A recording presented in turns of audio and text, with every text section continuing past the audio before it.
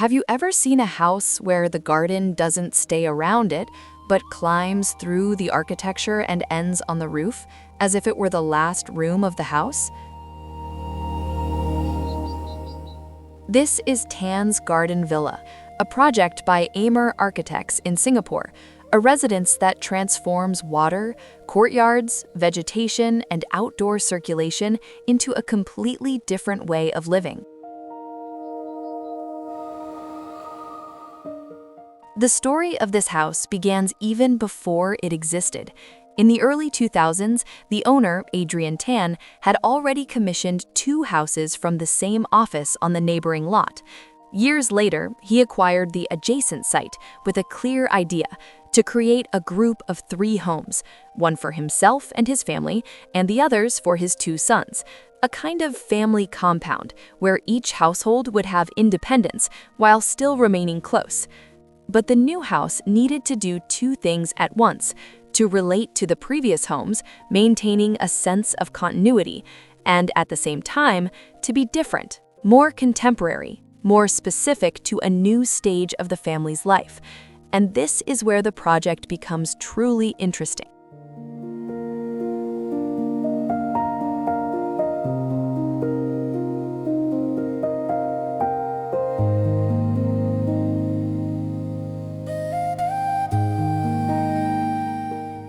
The residents' request was direct. They wanted to live surrounded by water, gardens, courtyards, and pavilions, not as decoration, but as the structure of everyday life. So instead of organizing everything as a single closed volume, the house is conceived as a sequence of breathing spaces. The social areas on the ground floor don't appear as one box, but as parts that relate constantly to open air spaces, as if the exterior were just as important as the interior.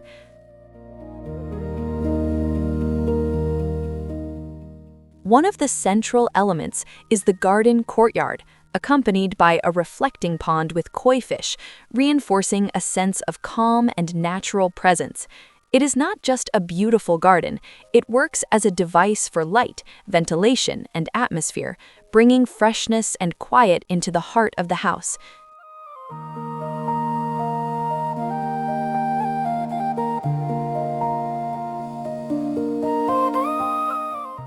But the project's most intelligent move happens where few would expect it, on the roof. In a neighborhood where most surrounding houses are 2-story bungalows, the ground floor offered no significant views. So the house makes a surprising move. It takes leisure and the horizon upward.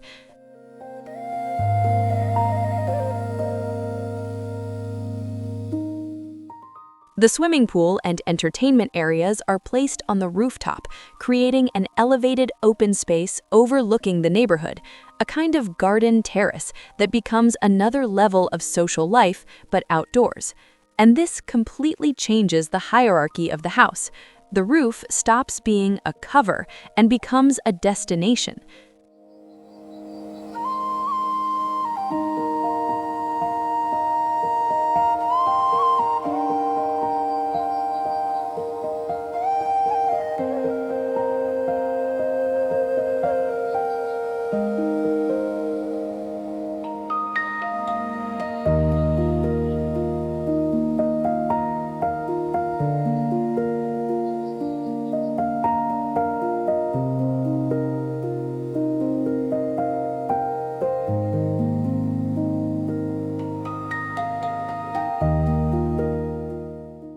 To connect these spaces, circulation also avoids the obvious.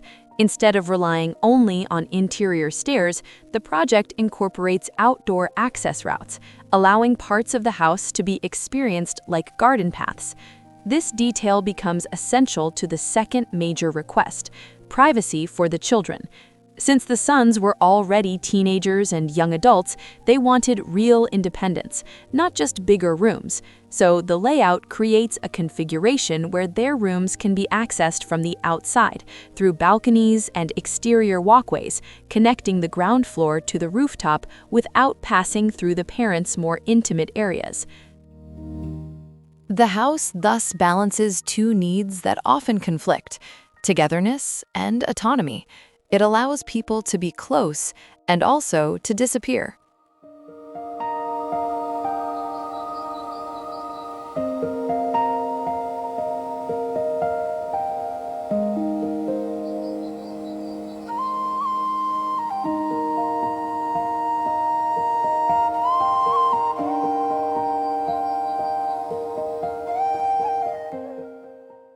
Material choices reinforce this atmosphere of a sophisticated tropical retreat. Instead of cold, overly modern finishes, the house uses natural materials: wood, stone, marbles, and granites. This gives weight, texture, and a sense of permanence while blending seamlessly with the greenery.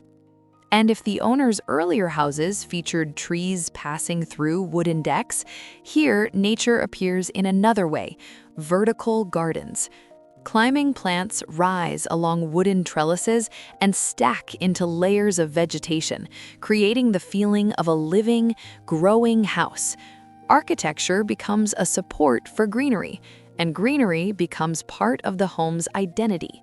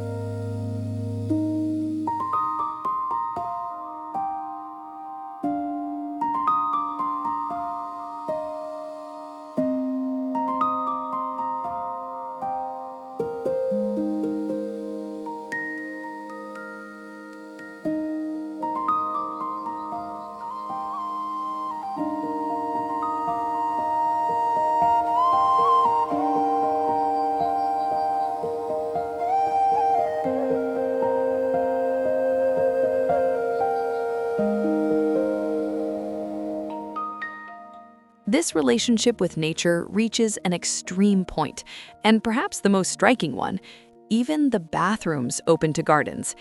Instead of enclosed, artificial spaces, these intimate areas receive natural ventilation, light filtered through leaves, and the presence of surrounding flora and fauna: birds, butterflies, moving shadows.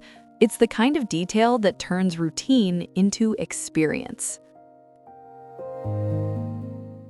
In the end, this house is not simply a mansion with beautiful landscaping. It is a layered system of living: courtyards, water, pavilions, outdoor circulation, intelligent privacy, and a roof that becomes a habitable garden. Taher's garden villa expresses a powerful idea. Instead of separating architecture and landscape, a house can function like an ecosystem where greenery is not background but structure. And perhaps that is why it is so memorable, because here, living is not about shutting the world out. It is about living surrounded by light, water, and nature, from the ground all the way to the sky.